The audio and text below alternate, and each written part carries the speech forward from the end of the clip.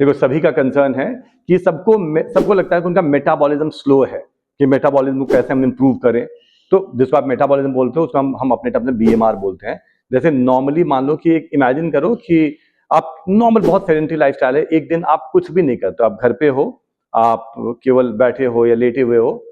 Right, कोई activity नहीं करते, कोई वर्कआउट नहीं करते, फिर भी आपकी बॉडी को फ्यूल चाहिए, आपके ऑर्गन्स काम कर रहे हैं, आप सांस ले रहे हो, आप बात कर पा रहे हो, आपका डाइजेस्टिव सिस्टम चल रहा है, इन सभी चीजों के लिए बॉडी को एक रिक्वायर्ड कैलोरी चाहिए उस दिन भी। उस कैलोरी को, जो रिक्वायर्ड कैलोरी ना, उस कैलोरी को हम बीएमआर बोलते हैं, या उस कैलोरी को हम नॉर्मली मेटाबॉलिज्म बोलते हैं, राइट। ये गवर्न करता है कुछ चीजों पे, राइट, जैसे आपका genetics, your age, your gender, right, आपके बॉडी में मसल मास कितना है, राइट, मसल मास का परसेंटेज, राइट, हॉर्मोन्स बैलेंस है या नहीं है,